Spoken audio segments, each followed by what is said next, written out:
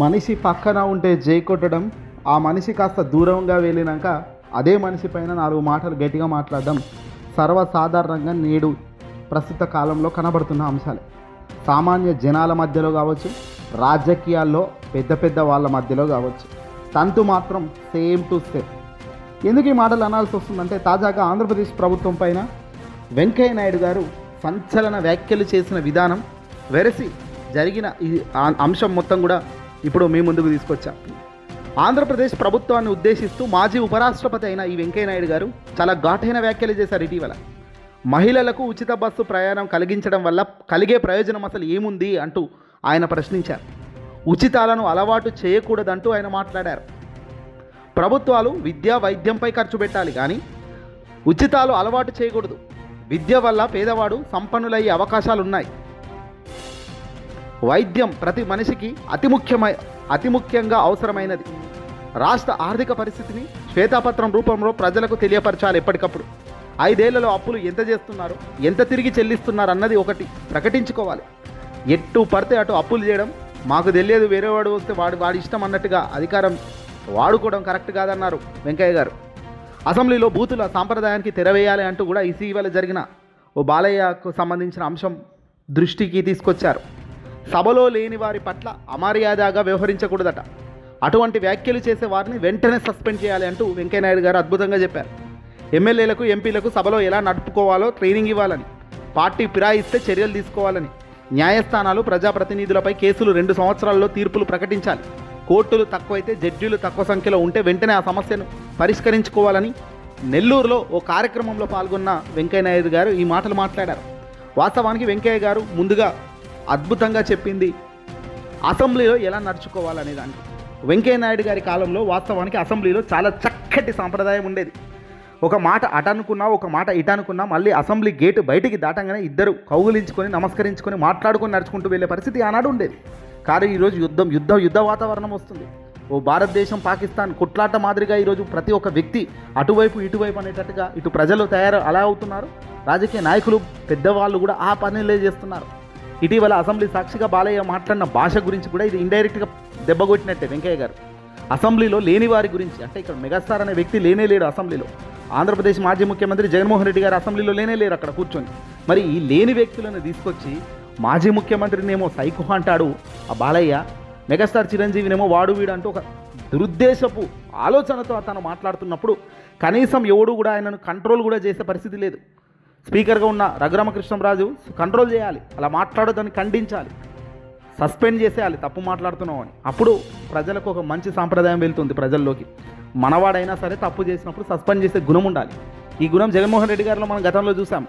మనవాడా పక్కవాడా కాదు, లైన్ దాటితే చాలు ఏకంగా విమానం మాదిరిగానే యాక్షన్ ఉండేది జగన్మోహన్ రెడ్డి గారి కాలంలో. వైఎస్ఆర్సీపీ పార్టీ మొదటి నుంచి కూడా ఈ వెంకయ్య గారు చెప్తున్న ఈ మాటల్లోనే వాళ్ళు వెళ్ళారు. పేదలకు విద్యా వైద్యంను చాలా గొప్ప స్థాయిలో నిలబెట్టిన వ్యక్తి జగన్మోహన్ రెడ్డి గారు కాదా? విద్యలో ఏకంగా నాడు నేడు అనే కార్యక్రమం దేశం మొత్తం కూడా ఆంధ్రప్రదేశ్ వైపు చూసేలా చేయలేదా? మరి మొన్నటి ఇదే వెంకయ్య నాయుడు గారు చంద్రబాబును పక్కన కూర్చోబెట్టి మొన్న ఓ కార్యక్రమంలో పాల్గొన్నారు. మరి ఆ కార్యక్రమంలో పాల్గొన్నప్పుడు ఇదే వ్యాఖ్యలు ఆయన చేసి ఉంటే ఎంత చక్కగా ఉండేది. చంద్రబాబు చాలా గొప్పవాడు తాను అని తన రాజకీయంగా తనకు ప్లస్ అయ్యే మాటలు 4 మాట్లాడి వచ్చేసాడు పక్కన ఉన్నాడు కాబట్టి. ఈరోజు నిన్న మాట్లాడిన వెంకయ్య నాయుడు గారు చంద్రబాబు నాయుడు గారు పక్కన లేరు కాబట్టి విద్యా వైద్యం పైన ఖర్చు పెట్టాలి, ఏంది ఉచితాలు అడ్డంగా, ఉచిత బస్సులు ఎవడికి, ఈ మహిళలకు ఉచిత బస్సు ఇవ్వడం వల్ల అసలు ఏమైనా ఉపయోగం ఉందా? రాజకీయంగా ఏదో మైలేజ్ సాధించడానికి ఇలాంటివన్నీ ఖర్చు చేస్తున్నారు, అప్పుల పాలు చేస్తున్నారు. 5 ఏళ్లలో మీరు చేస్తున్న అప్పులు ఎంత, మీరు కడుతున్న వడ్డీలు ఎంత, మొత్తం కూడా శ్వేతాపత్రంలో విడుదల చేయాల్సిన అవసరం ఉందంటూ ఇలా వెంకయ్య నాయుడు గారు చెప్తున్నారు. ఇదే మాట చంద్రబాబు పక్కన కూర్చున్నప్పుడు చెప్తే బహుశా రాజకీయంగా చాలా గట్టి డ్యామేజ్ జరిగి ఉండేది. అందుకే ఆ డ్యామేజ్ను కాపాడుకుంటూ చంద్రబాబుకు బూస్ట్ ఇచ్చే కార్యక్రమం చేసిన వెంకయ్య నాయుడు ఇప్పుడేమో ఏకంగా ఈ మాటలు చెప్తున్నారు. మరి ఇదే పనులు చేసిన జగన్మోహన్ రెడ్డి గారిని ప్రశంసించే గుణం ఎందుకు లేదంటున్నారు ఈరోజు చాలామంది. వైఎస్ఆర్సీపీ పార్టీ మాజీ ముఖ్యమంత్రి జగన్మోహన్ రెడ్డి గారు తన అధికారంలో ఉన్న 5 ఏళ్లలో 3 ఏళ్లలో కరోనానే సగం మింగేసింది. ఆ కరోనానే అయినప్పటికీ ఎక్కడ తగ్గకుండా ప్రతి అడుగులో తాను విజయం సాధించారు. కాగ్ రిపోర్ట్లను చూస్తే అర్థమవుతుంది. కాగ్ రిపోర్ట్ల ప్రకారం జీఎస్టీ వసూల్లో నెంబర్ 1. కాగ్ రిపోర్ట్లలో ఆంధ్రప్రదేశ్లో ఆర్థికంగా రావాల్సిన బడ్జెట్, ప్రజల నుంచి రావాల్సిన ప్రతి అడుగులో రూపాయి ఎక్కువనే సంపాదించుకొచ్చారు. ప్రజల నుంచి తీసుకురాగలిగారు, ప్రజలకు ఇవ్వగలిగారు, ప్రజలను ఆదుకోగలిగారు, ప్రజలను మేలుకొల్పగలిగారు. ప్రజలను విపత్తుల నుంచి కాపాడగలిగారు. ప్రజలను ప్రతి అడుగులో కాపాడుకుంటూనే వచ్చారు కదా. సంక్షేమ పథకాలు ఇచ్చారు. ఆ సంక్షేమ పథకం తిరిగి అటు తిరిగి ఇటు తిరిగి గవర్నమెంట్ చేతికే వచ్చేది. ఖర్చు చేసే స్థాయిలను పెంచారు. మధ్యతరగతి కుటుంబాలు కూడా హ్యాపీగా ఉండే పరిస్థితిని తీసుకొచ్చారు. విద్యకు ప్రాధాన్యం ఇచ్చారు. విద్య అనేది ఏ ఒక్కరు పిల్లలు చదువుకోకూడదు అన్న ఆలోచన రాకుండా విద్యా వ్యవస్థను తీర్చిదిద్దారు. ప్రతి స్కూల్కి వెళ్ళినా నాడు నేడు అనేది ఫోటోలు ఉంటాయి. ఆ ఫోటోలను మార్కెట్ కూడా చేశారు. ఈరోజు చంద్రబాబు నాయుడు లాంటి వారు, పవన్ కళ్యాణ్ లాంటి వారు ఏకంగా స్కూల్లోకి పోయి వాళ్ళు చూసి నిజంగా ఇది ఎవరి హయాంలో అయింది అని పవన్ కళ్యాణ్ అన్నారు. అంటే ఆయనకు ఎవరి హయాంలో ఏమైందో కూడా తెలియదు. నాలుగు డైలాగులు గట్టి కొట్టమని చెప్తే కొట్టడం తప్ప ఇంకోటి తెలియదు. వైద్యం ఏకంగా ఆరోగ్యశ్రీని 25 లక్షల దాకా తీసుకెళ్లారు. ఎవడు ఏ రోగం వచ్చినా కరోనా కష్టకాలంలో కరోనానే తీసుకెళ్ళి ఆరోగ్యశ్రీలో వేసిన ఘనత జగన్మోహన్ రెడ్డి గారు. మరి అప్పుడు ప్రశంసించిండా ఈ వెంకయ్య నాయుడు గారు? లేదు కదా. అంటే మంచి చేసిన వాడిని ప్రశంసించాల్సిన అవసరం కూడా ఉందన్న సంగతి బహుశా ఈ పెద్దవాళ్ళకు గుర్తుంటే బాగుంటుంది అనేది కూడా చాలామంది చెప్తున్నారు, చాలామంది విమర్శిస్తున్నారు. ఎంతసేపు తప్పులను ఎత్తి చూపడం కాదు, మంచి చేసిన వాడిని ప్రోత్సహించాలి. అధికారం ఉందా అధికారం లేదా అన్నది చూసి రాజకీయ మైలేజ్ల గురించి మాట్లాడడం కాదు రాజకీయం అంటే.